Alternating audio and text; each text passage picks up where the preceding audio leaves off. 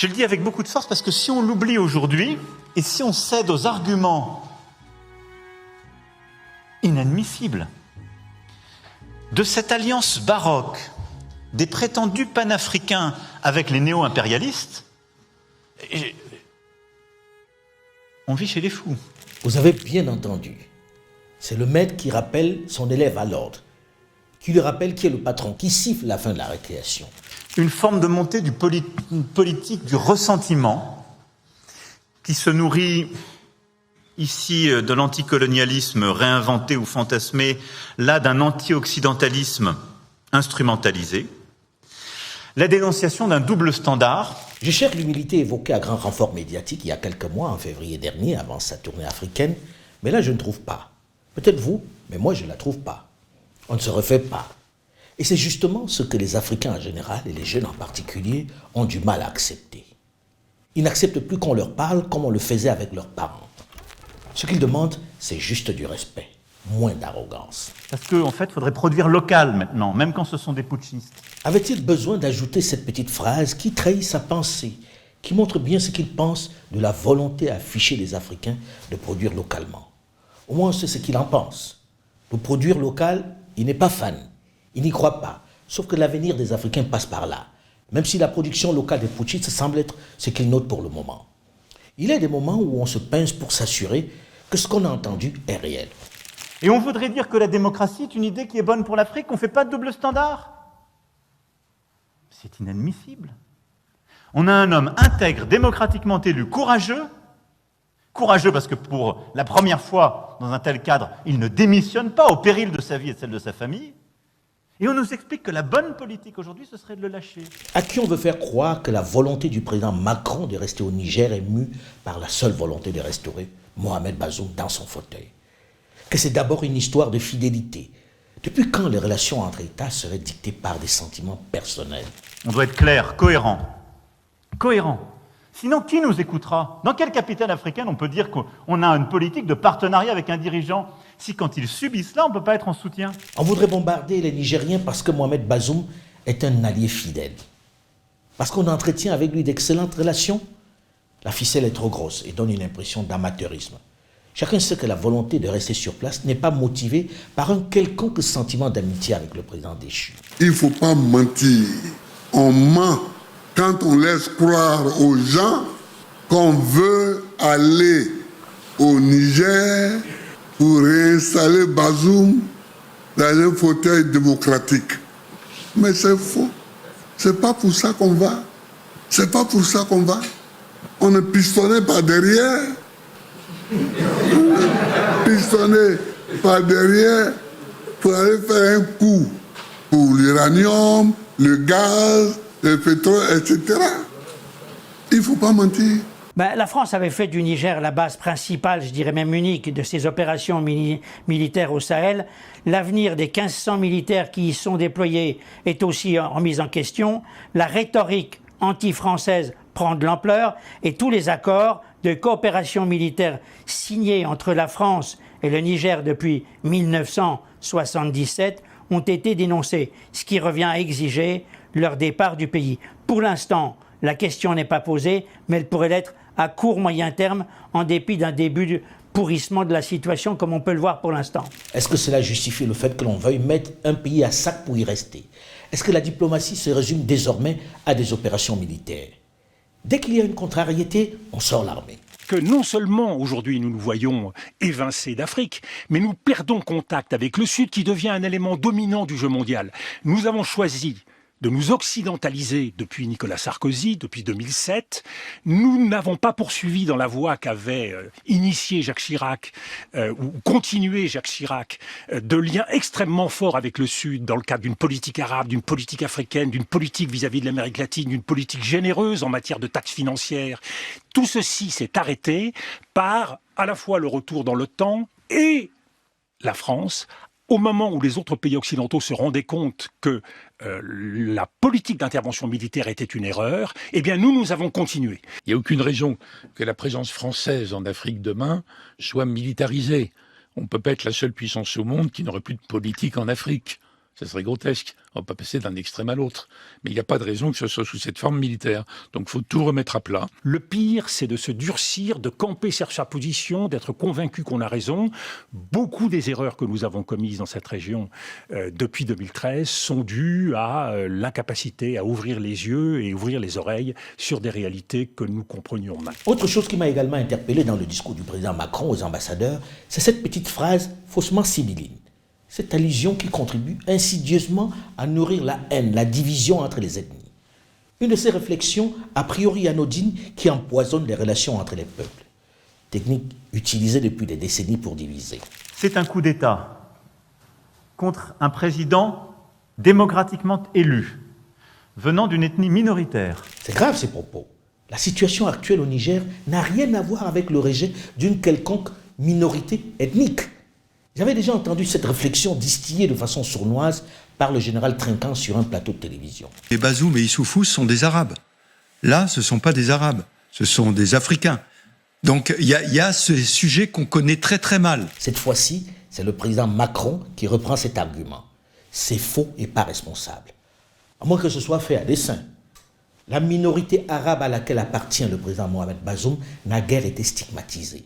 Le renversement de Mohamed Bazoum, tout le monde sait dans quelles circonstances il s'est fait. On sait bien qu'il s'agit d'abord et essentiellement d'une affaire interne entre l'ancien président et lui-même. Une révolution de palais en somme. Que le 27 juillet, donc il y avait un conseil des ministres qui était prévu, et ce conseil des ministres, il devait se pencher sur la création de cette nouvelle société baptisée Pétro-Niger. Alors c'est quoi Pétro-Niger ? C'est une société qui devait s'occuper en gros de l'exportation des nouveaux produits pétroliers du Niger. Il y a des chiffres qui sont donnés, il y a eu des auditeurs externes qui ont travaillé sur la Sonidep, qui estiment que la fraude coûtait environ 50 à 70 millions de dollars par an à l'État du Niger. Donc, ce qui est assez énorme pour le budget nigérien. Donc effectivement, tout ça, on s'est rendu compte que la Sonidep était effectivement, en tout cas c'est ce qui nous a été dit, une caisse noire utilisée depuis 10 ans par le PNDS pour alimenter un certain nombre, pour alimenter en fait le système de corruption, et n'ayons pas peur de le dire, qui va alimenter notamment les rangs de l'armée. Donc c'est en fait cette Sonidep qui était essentielle pour le parti au pouvoir. Et quand Mohamed Bazoum arrive au pouvoir, lui, il se rend compte, il a ces chiffres, il a notamment les auditeurs du FMI qui l'alertent sur cette question-là. Et donc il va vouloir un petit peu changer les choses. Donc neutraliser la Sonidep en créant Pétro-Niger, voilà une décision qui avait tout pour déplaire au général Tiani qui a pris le pouvoir. Ainsi, vous venez de le dire, qu'au propre fils de Mamadou Issoufou, l'ancien président, qui a d'ailleurs mis du temps à afficher sa solidarité envers son dauphin renversé, Mohamed Bazoum. Ceci explique cela, selon vous ? Sani Issoufou, donc le ministre du Pétrole, s'est longtemps opposé à Pétro-Niger. Ensuite, il a essayé d'en modifier les statuts et donc d'arranger un petit peu les choses pour garder le contrôle sur cette nouvelle société.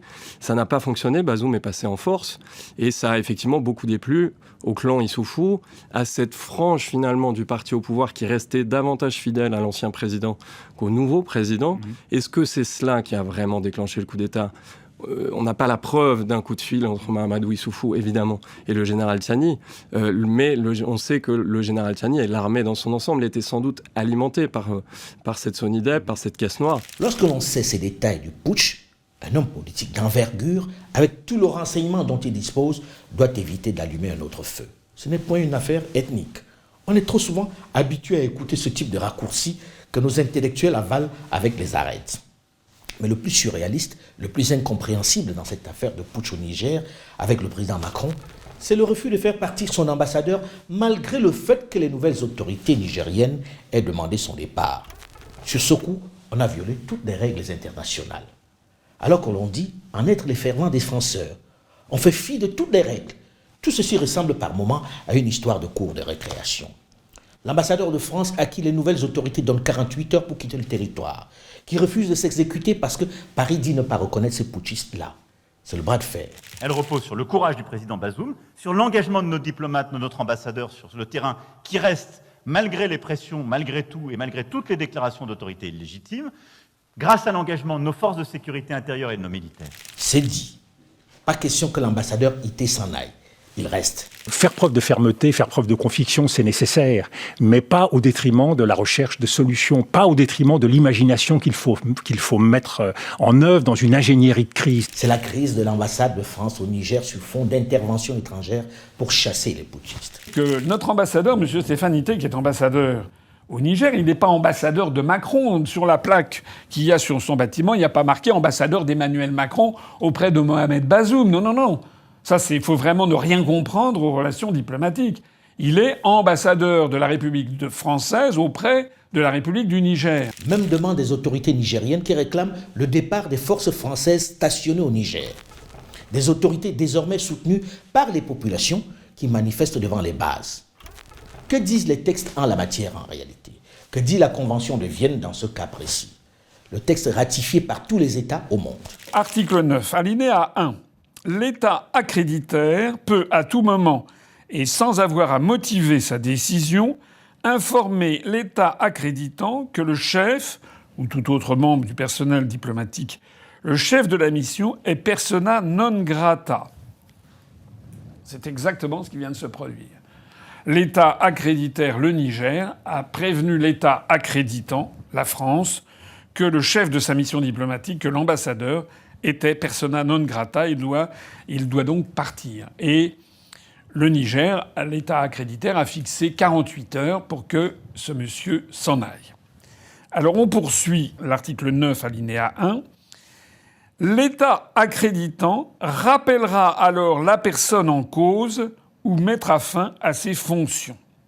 En diplomatie, comme dans le droit en général, mais dans le droit international encore plus, chaque mot compte. Et ce qui compte, c'est les mots qui sont utilisés. Là, c'est la version française qui fait foi. Et il y a aussi les mots qui ne sont pas utilisés. Si on a écarté certains mots, c'est que justement, on voulait écarter l'idée. Donc là, lorsqu'il est écrit « L'État accréditant rappellera alors la personne en cause », ça ne laisse aucun doute sur la marche à suivre. C'est-à-dire qu'à partir du moment où l'État accréditaire a déclaré que l'ambassadeur était persona non grata, l'État accréditant doit obéir, doit obtempérer, il doit rappeler la personne en cause. Voilà ce que disent les textes. Mais si, comme c'est le cas, l'ambassadeur ou le diplomate refuse de partir, que prévoit le texte? Alinéa 2. Si l'État accréditant refuse d'exécuter, c'est exactement ce qui se passe. La France, en tant qu'État accréditant, refuse d'exécuter l'obligation qui lui incombe au terme du paragraphe 1 du présent article, c'est-à-dire l'obligation de rappeler son ambassadeur puisqu'il a été déclaré persona non grata. Alors lisez bien ça. L'État accréditaire peut refuser, là il y a marqué peut, ça n'est pas obligatoire, mais peut refuser de reconnaître à la personne en cause la qualité de membre de la mission diplomatique. Donc chaque mot compte.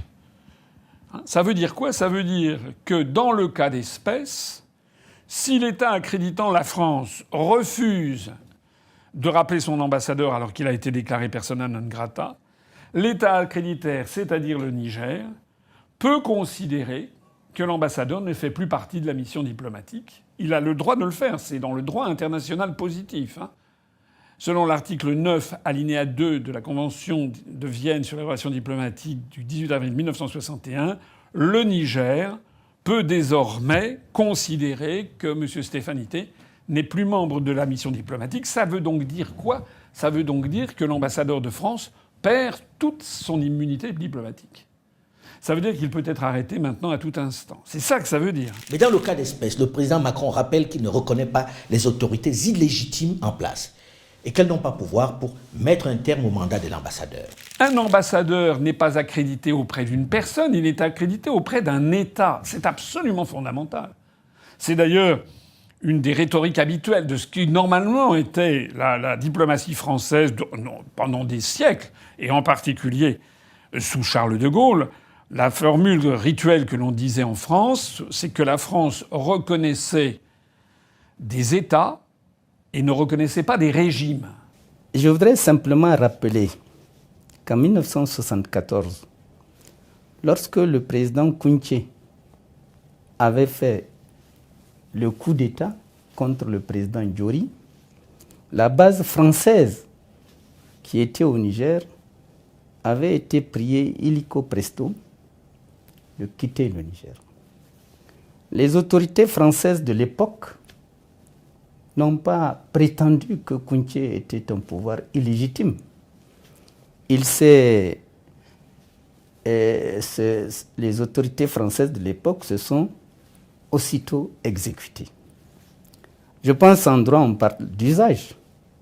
Donc ce précédent peut être considéré comme un usage. Au moment où la tension atteint son comble ces derniers jours, où certains parlent des négociations entre Paris et Niamey pour parler sur fond de suspicion des autorités nigériennes, de la sincérité de la partie française, de nombreuses voix s'élèvent pour dénoncer la présence même de l'armée française. Le Niger appartient aux Nigériens.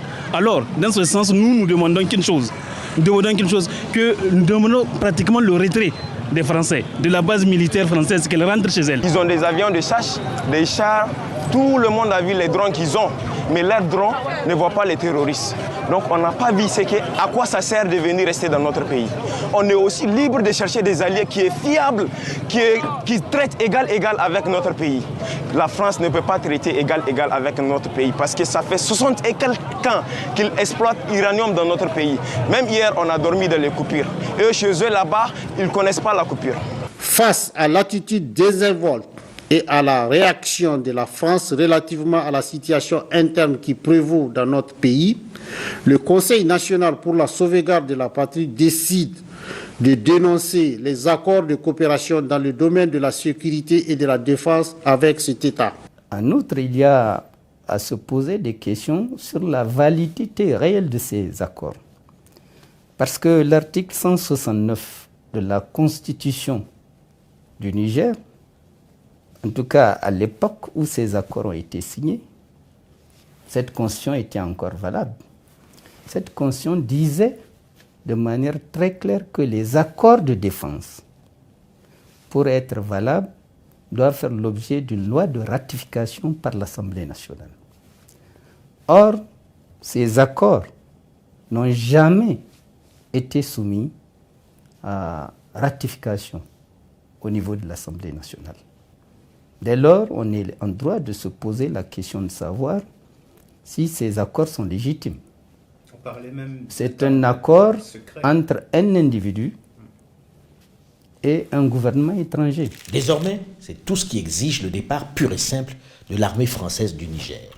Même ceux considérés comme modérés ne s'encombrent plus de politesse et sortent de leurs réserves pour réclamer le départ des troupes basées au Niger. Excusez-moi l'impolitesse de dire à la France de foutre la paix aux Africains. C'est-à-dire ? Nous sommes assez adultes pour pouvoir nous autogérer. Quand la France, certains pays sont venus pour la colonisation, ils ont trouvé des empires établis, même du côté de Rwanda. Il y avait une hiérarchisation qui faisait que les Occidentaux étaient étonnés de voir un ordre politique et économique exister, par exemple, dans les royautés du Rwanda ou du Royaume Congo. Nous n'étions pas venus de notre propre chef. Nous n'étions pas venus parce que nous aurions des intérêts. Nous étions venus parce que nous avions été sollicités, appelés, même avec une alerte qui était prononcée bien plus loin que le Mali. La France est intervenue dès 2013 parce que des États nous ont demandé d'intervenir parce qu'ils étaient en train d'être simplement coupés en deux. Si la France n'était pas intervenue, si nos militaires n'étaient pas tombés au champ d'honneur en Afrique, si Serval puis Barkhane n'avaient pas été décidés, nous ne parlerions pas aujourd'hui ni de Mali, ni de Burkina Faso, ni de Niger. Ces États n'existeraient plus aujourd'hui dans leurs limites territoriales. Je peux vous le dire avec certitude. Nous sommes allés aider des pays amis et partenaires à défendre leur sol et à lutter contre le terrorisme chez eux. C'est un reproche qu'il faut nous faire ? C'est mal d'avoir fait ça ? De grâce, non. C'est vrai, la France est venue à la demande du Mali. C'est vrai qu'elle a stoppé l'avancée des djihadistes qui menaçaient de couper le pays en deux et d'y installer leur loi. Personne ne le lui conteste. Mais on n'est quand même pas tous frappés d'amnésie partielle. Cet argument qui veut que Paris ait sauvé ces pays des barbares est un peu biaisé, voire pas très objectif. Les barbares, les terroristes qui menaçaient de diviser, de faire disparaître ces États, qui les a fabriqués? Qui les a enhardis? Qui les a armés? Les auteurs de ces propos ont-ils oublié qu'ils sont à l'origine du chaos ambiant au Sahel avec leur foireuse intervention en Libye? La Libye, on n'a pas respecté la souveraineté d'un peuple, et ça, c'est une erreur. D'accord, merci d'avoir reconnu ça. Et si vous reconnaissez ça, vous allez voir que ce qui se passe au Sahel n'est que les conséquences de cette intervention. Donc vous êtes au Sahel pour corriger l'erreur que vous avez commise en Libye, et en corrigeant ces erreurs, vous êtes en train de commettre d'autres erreurs. Monsieur le Président, je vous rappelle que l'intervention militaire étrangère n'a jamais réglé un problème. Arrêtez de dire que nous sommes là pour vous aider. Non, vous n'êtes pas là pour nous aider. Ce n'est donc que justice si la France, et avec elle ses alliés, sont venus essayer d'éteindre le feu qu'ils ont allumé. Cette propension à rappeler qu'ils ont sauvé le Mali a plutôt tendance à énerver de nombreux Africains qui dénoncent cette mémoire sélective. L'histoire se souvient que le développement du terrorisme violent est la conséquence directe de l'intervention occidentale en Libye, et que l'Europe est plus perçue comme le pompier pyromane que comme le sauveur. Ça, c'est d'un. De deux, il est devenu ainsi de coutume de rappeler le sang versé par les soldats français pour défendre l'intégrité du territoire malien. S'il convient de saluer convenablement la mémoire de ces 52 soldats morts dans la campagne sahélienne contre les terroristes, encore une fois, il faut faire preuve d'un peu de mémoire et de correction. En matière de sacrifice pour sauver une nation, les Africains ont largement donné à la France. Ils étaient des dizaines de milliers à tomber pendant la Première et la Seconde Guerre mondiale dans l'enfer du Nord à Verdun, en Provence, en Alsace, dans les différentes régions de l'Hexagone. Ceux-là n'étaient même pas des volontaires. Après les avoir enrôlés de force, on les a conduits à l'abattoir. Vous êtes obsédé par la guerre d'Ukraine. Que faites-vous pour l'Éthiopie? Que faites-vous pour le Soudan? Quelle est la leçon que nous tirons de l'Irak? Nous n'avons pas voulu pousser jusqu'au bout les inspections avec Saddam Hussein. Saddam Hussein était un personnage odieux. Nous avons récolté le chaos et le terrorisme. Nous n'avons pas voulu, à un moment donné, pousser les feux avec la Libye de Kadhafi. Nous avons récolté le chaos et la situation au Sahel. Donc il faut retenir les leçons. Il faut prendre en compte ces réticences, cette allergie à l'impérialisme occidental. Mais voyez le monde depuis le Brésil, depuis le Moyen-Orient, et, depuis l'Afrique. Il voit la séquence américaine en Irak, l'Afghanistan bien sûr, avec un Roland récent, il voit la Libye, il voit le Sahel, il voit l'Amérique en donneur de leçons. J'ai été très frappé. On remet sur la table à juste titre la question de la justice internationale pour traduire un jour les crimes de guerre et les crimes contre l'humanité commis contre Vladimir Poutine. Mais chaque fois que je me déplace dans le monde, on me dit mais on n'a pas traduit George Bush et Tony Blair devant la Cour pénale internationale, ni devant une juridiction spéciale. Le deux poids, deux mesures. Vous êtes obsédé par la guerre d'Ukraine. Que faites-vous pour l'Éthiopie? Que faites-vous pour le Soudan? Que faites-vous pour les pays qui souffrent dans le monde? Revient constamment. Donc il faut, oui, regarder le monde, pas uniquement de notre point de vue, mais aussi avec le regard des peuples du monde. Comparaison n'est peut-être pas raison, mais il ne faut pas trop souvent rappeler aux Africains les sacrifices consentis pour sauver le Mali, le Niger et le Burkina Faso. La balance ne pèse pas forcément du côté de Paris, qui s'est d'ailleurs dépêché de renvoyer chez eux les rescapés. Et pire, d'abattre une centaine qui, à Tiaroy, au Sénégal, où on les avait réunis en attendant qu'ils rejoignent leur famille, réclamaient simplement leur maigre solde. S'il vous plaît, ne réveillons pas ce douloureux souvenir. Et de 3, contrairement à la Seconde Guerre mondiale, où les Américains et les Alliés ont remporté une victoire au bout de 4 ans, l'intervention française, bien que très coûteuse, n'a pas ramené la paix au Sahel. Les terroristes n'ont pas cessé de gagner du terrain dans l'ensemble des territoires où ces armées étaient pourtant présentes en grand nombre et largement équipées. Ce sont des relations qui sont encore marquées par l'empreinte néocoloniale. On rejette l'idée de la France-Afrique, mais pour les Africains, l'emblème même de la France-Afrique, c'est la présence militaire. Ça veut dire qu'il faut y renoncer ? Pardon ? Il faut y renoncer. Les 1500 militaires au Niger doivent partir. Mais la présence militaire ne peut pas se faire sur ce mode-là, ce mode traditionnel, c'est-à-dire le mode des interventions, le mode des bases. Tout ceci est dépassé. Donc il faut le faire dans le cadre de coopérations choisies, dans le respect de la souveraineté de ces États. Et nous avons pu apparaître dans les dernières années comme ne respectant pas toujours cette souveraineté. Et en plus, une intervention qui commence en 2013 et qui est toujours présente en 2023, c'est absurde. S'il y a un pays qui sait, de par son histoire, de par son engagement historique, que ce n'est pas ce qu'il faut faire, c'est la France. Je vous rappelle qu'on a expliqué au monde, dans la crise irakienne, que ce n'était pas la voie qu'il fallait choisir. D'abord, c'est un phénomène général. Toute opération militaire sur un territoire étranger qui dure est perçue à terme comme une invasion et comme une volonté de s'implanter durablement sur le territoire du pays. La deuxième raison, c'est que les objectifs n'ont pas été atteints. puisque malgré la présence des forces françaises, le terrorisme a continué à se développer et la situation dans ces pays ne s'est pas améliorée. Au contraire, elle s'est considérablement dégradée. Et parlant d'occupation, encore une fois, l'histoire bégaye. Paris brisé, Paris martyrisé, mais Paris libéré, libéré par lui-même, libéré par son peuple. En 1945, lorsque les alliés américains aident ainsi la France à se libérer du joug nazi, va commencer une autre bataille plus sournoise, plus feutrée, dont très peu de journaux vont parler. Les Américains qui avaient dépensé beaucoup d'argent et perdu beaucoup d'hommes n'étaient pas prêts de repartir. Ils souhaitaient se payer sur la bête en installant une administration pour gérer la France. Ils vont même frapper à la hâte une monnaie française. Pour De Gaulle, c'est l'insulte suprême, parce que les attributs de la souveraineté depuis 20 siècles, c'est de pouvoir battre monnaie. Si quelqu'un bat monnaie à votre place, vous lui êtes subordonné, vous n'êtes plus rien. Comme les Français le faisaient dans les colonies, ils voulaient installer leur régime à eux, avec leurs francs à eux. La 4e République, inféodée politiquement et économiquement aux États-Unis, bascule dans les guerres coloniales, provoquant une grave crise politique au printemps 1958.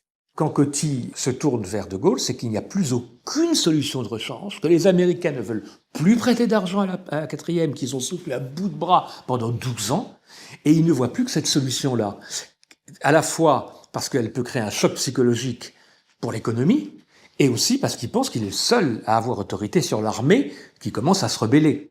Mais ce qu'ignore De Gaulle, c'est que les Américains sont à la manœuvre pour le faire élire.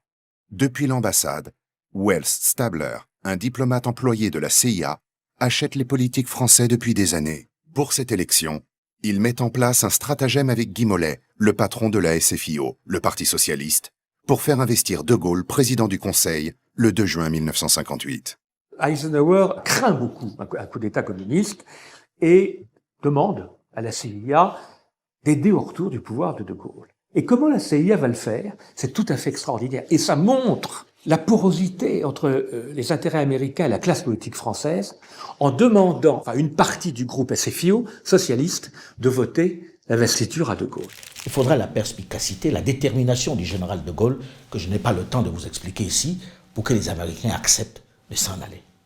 Je prends cet exemple pour que ceux plus jeunes en Europe, notamment en France, ceux qui n'ont pas vécu ou connu cette histoire, puissent mieux comprendre ce que ressentent les Africains face à cette présence de l'armée française dans leur territoire. Surtout que les résultats ne sont pas au rendez-vous. Les plus défavorisés ne voient pas leur sort s'améliorer.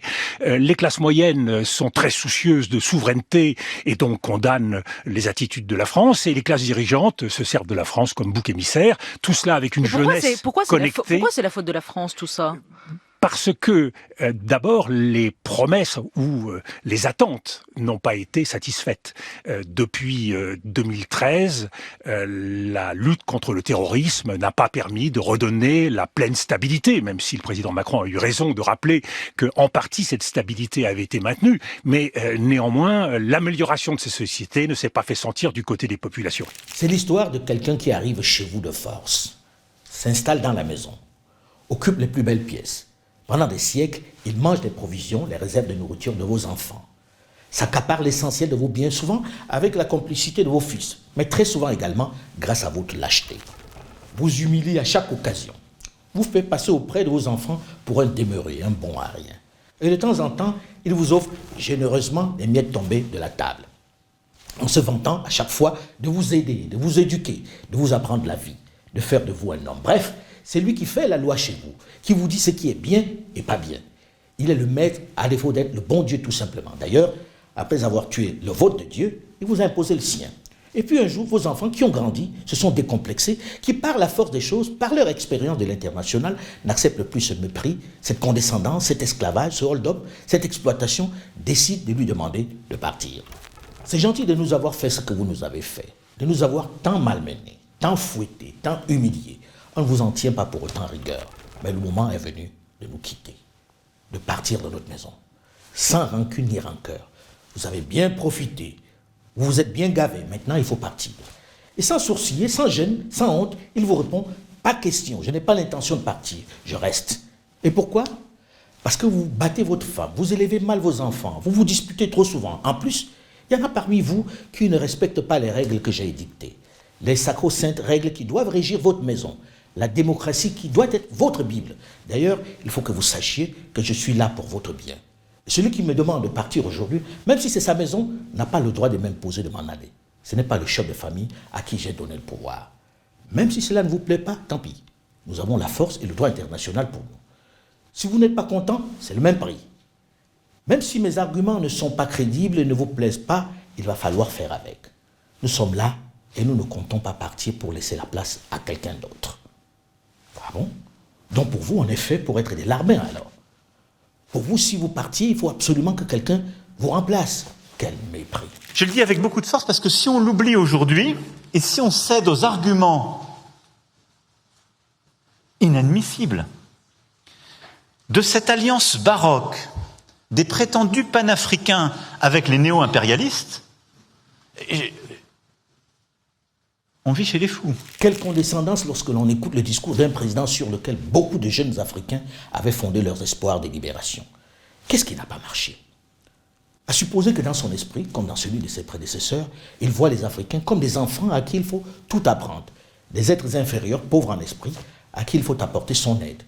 Je pense qu'il a conscience, qu'il sait que même pour un enfant, le parent doit savoir le laisser apprendre tout seul à marcher. Il doit pouvoir se lever, tomber, se casser une dent, un doigt, le nez, pour mieux comprendre comment se débrouiller seul dans la vie, pour apprendre les vicissitudes de la vie tout simplement. Pas besoin que le parent soit tout le temps derrière lui. J'ai bien dit, à supposer même que dans son esprit, il voit ainsi les Africains comme des enfants. Or, nous ne sommes pas des enfants. Jamais le titre du livre d'Antoine Glaser ne s'est autant justifié. Il y a une très profonde méconnaissance aujourd'hui par un certain nombre des autorités des nouvelles réalités africaines, des nouvelles réalités des sociétés, des nouvelles réalités des sociétés. Ce sont des pays où la jeunesse est très importante. Cette jeunesse s'informe sur des réseaux sociaux. Nous n'avons pas forcément les moyens d'accéder à elle. Nous fonctionnons très à l'ancienne. La jeunesse africaine demande, avec toute sa fougue, avec toute son énergie, qu'on laisse faire son expérience, qu'on la laisse construire son modèle. L'actuel n'a pas marché. Pas besoin d'être spécialiste pour le constater ou le mesurer. Et la jeunesse ne veut plus de faux tuteurs, de faux amis qui la volent, la spolient, en affichant de faux sentiments d'amitié. Elle a conscience que l'aide n'existe pas entre États. C'est d'abord une question d'intérêt, et elle veut veiller sur ses intérêts. C'est légitime, non? J'entends l'argument selon lequel ils vont se planter, qu'ils risquent de tout perdre. C'est possible. Mais au fait, qu'ont-ils à perdre lorsque l'on regarde l'état de tous ces pays africains? Qu'est-ce que ces jeunes qui jouent leur vie en bravant le désert, ou on les réduit à l'esclavage, ou en traversant toujours au péril de leur vie la Méditerranée, vers un hypothétique Eldorado où ils sont indésirables, peuvent-ils espérer de ce modèle que les nantis semblent défendre? Que peut vraiment encore espérer une jeunesse avec le système actuel? Le problème des Nigériens aujourd'hui sont des putschistes qui les mettent en danger parce qu'ils abandonnent la lutte contre le terrorisme, parce qu'ils abandonnent une politique qui était bonne économiquement pour eux et qui sont en train de perdre tous les financements internationaux qui étaient en train de leur permettre de sortir de la pauvreté. C'est ça la réalité. Le Nigérien de Yantala ou de Katako à Niamey, d'Arlit, à Gouré, dans le nord du pays, en entendant ça, doit se demander où est passé cet argent. Il est où ce co-développement, cette richesse, cette pauvreté qui recule? Il doit se demander si l'on parle vraiment de son pays. Moi, je suis né après toutes les décolonisations. Et on ne peut pas dire que le continent africain, c'est formidable, c'est un continent très jeune. 70% de ce continent est né après les décolonisations, même plus que 70%. Et continuer à avoir un dialogue complètement complexé par le post-colonialisme. C'est une manipulation, il faut quand même être lucide. Nous, on ne doit pas tomber du côté de la facilité, des habitudes d'un post-colonialisme qu'on a nourri après colonisation, il faut être lucide. Mais avec lequel on a rompu. Rompu, ça, ce n'est pas sûr. Mais bon, ce n'est pas parce que l'immense majorité des Africains est née après la décolonisation qu'ils ne subissent pas toujours les conséquences de ce qui s'est passé avant leur naissance. Elles continuent de les impacter durement, figurez-vous. Dans le cas de la France, par exemple, si le commerce extérieur en Afrique subsaharienne ne représente qu'environ 2% de notre commerce extérieur, les parts de marché, nous le savons tous, sont concentrées dans les mains de quelques grands groupes qui font des affaires avec un taux de profit indécent en complicité avec des élites extraverties et corrompues, au détriment de la très grande majorité des Africains. Il y a en Afrique un profond ressentiment vis-à-vis de la France. une profonde suspicion qui est nourrie par un certain nombre d'éléments, et au premier chef, bien sûr, la relation postcoloniale de ces pays africains avec la France. Tout cela a été activé dans les dernières années par la militarisation de notre politique, depuis l'intervention française en Libye en 2011, puis les interventions au Mali et au Sahel. S'y ajoute par ailleurs le sentiment souvent d'un double discours. On le voit sur la démocratie, puisque le traitement réservé aux États n'est pas le même selon qu'on est le Tchad ou que l'on est le Mali ou la Guinée. Et il y a par ailleurs du côté de l'Ukraine, alors là, ça a été un choc pour beaucoup de pays africains de constater à quel point il y avait deux poids deux mesures, un intérêt très fort de l'Europe et de la France pour ce qui se passait à l'Est et un intérêts relatifs pour ce qui se passait au Soudan, en Éthiopie et dans beaucoup d'autres régions de l'Afrique. J'ai souvent dénoncé des exemples caricaturaux comme la surfacturation par des groupes français du train urbain d'Abidjan ou les profits accumulés par le groupe Bolloré dans les ports ouest africains dont il est parti, sans égard pour les pays concernés. Il n'y a aucune raison que la présence française en Afrique demain soit militarisée. On ne peut pas être la seule puissance au monde qui n'aurait plus de politique en Afrique. Ça serait grotesque. On ne va pas passer d'un extrême à l'autre. Mais il n'y a pas de raison que ce soit sous cette forme militaire. Donc il faut tout remettre à plat. Ce n'est donc pas un complexe que développe la jeunesse, mais une révolte face à une situation inacceptable pour une jeunesse mondialisée. Nous devons avoir une diplomatie assez simple. C'est poursuivre nos intérêts. Et partir de là. Notre sécurité, nos intérêts économiques, technologiques, diplomatiques, culturels. C'est de le faire en défendant aussi nos principes. Et c'est ce qui, je crois, nous différencie parfois d'autres pays. Une certaine aspiration à l'universel et donc à cet égard la défense des droits de l'homme, de la dignité humaine, le partenariat avec les acteurs humanitaires, la défense du droit international et le respect de la souveraineté des peuples. J'entends souvent dire, ici l'Afrique est notre avenir, mais elle est d'abord l'avenir des Africains et c'est par là que tout doit commencer. Et qu'avec eux, partenaires enfin respectés, nous devrons surmonter les défis communs en matière sociale, climatique et environnementale. Je ne suis pas pour qu'on passe sous la table, hein. Même si je reconnais les erreurs, les accumulations d'erreurs, les maladresses, oui, mais on ne va pas disparaître, on ne va pas raser les murs.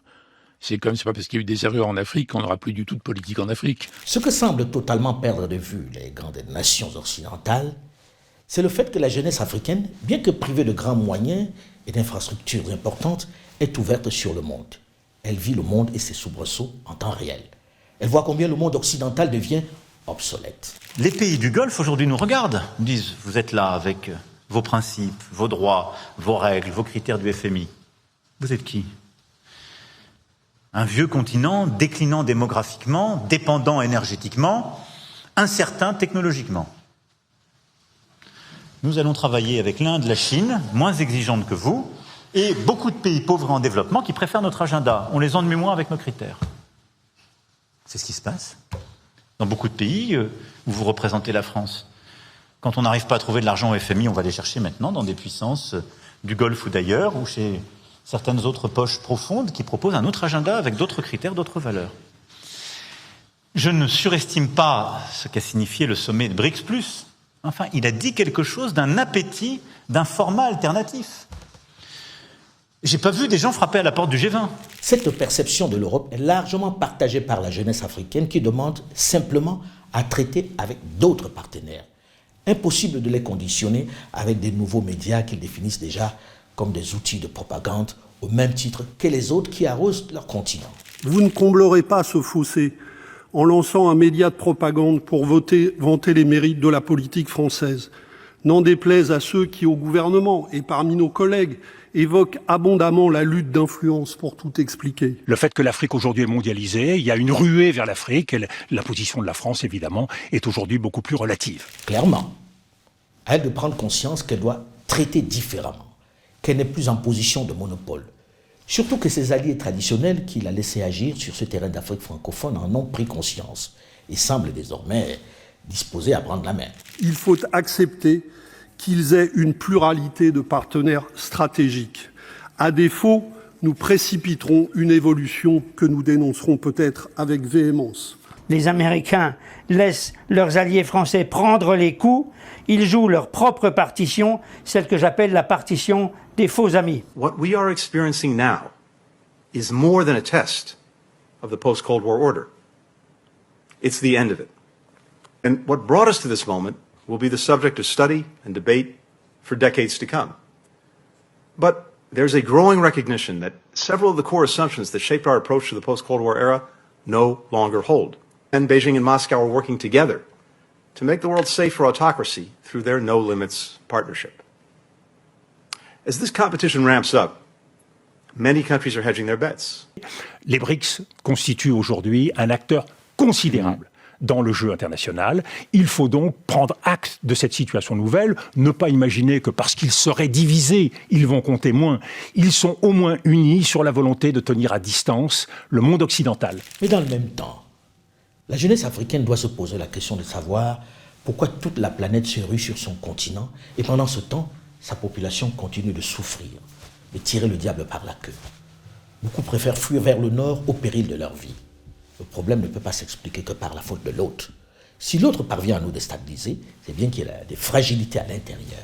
On ne peut pas être aussi bien doté du point de vue du sol et du sous-sol, du point de vue démographique, du point de vue ressources humaines, et être le dernier de la classe sans raison profonde. La critique et la dénonciation sont importantes. Elles permettent de situer les responsabilités et d'essayer de solder le lourd passif. Mais le rejet ne saurait à lui seul constituer un projet.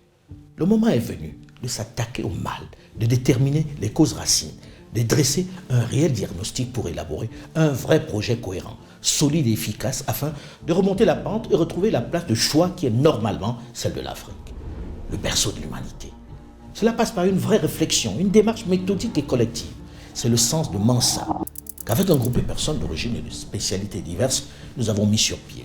Le travail de Mansa, qui touche tous les domaines, la gouvernance, les institutions, l'économie, la finance, les ressources naturelles, l'agriculture, l'éducation, les sciences et technologies, les valeurs, les traditions, dure depuis plusieurs mois. Le groupe Mansa commencera dans les prochaines semaines à vous les proposer, à les soumettre à votre analyse, à votre réflexion, afin qu'ensemble, on construise un projet qui nous ressemble, qui tienne compte de notre identité, de notre spécificité, de nos ambitions. Nous avons besoin de définir nous-mêmes notre destination. Ensemble, inventons la boussole. Traçons notre voie. Fixons le cap, sans complexe. Au moment où le monde connaît une vraie mutation, c'est la fenêtre idéale pour prendre le large. Pour ne plus être comme ce cheval tenu par une simple et légère chaise en plastique. Prenons conscience que les chaînes qui nous retiennent sont plus dans nos têtes. Il suffit d'y penser pour en être libéré. Vous en avez désormais conscience. C'est le moment. Je voudrais vous remercier pour votre fidélité à ma chaîne YouTube qui compte de plus en plus d'abonnés, mais également pour mes autres plateformes digitales où vous êtes de plus en plus nombreux malgré les faux comptes qui continuent de se multiplier.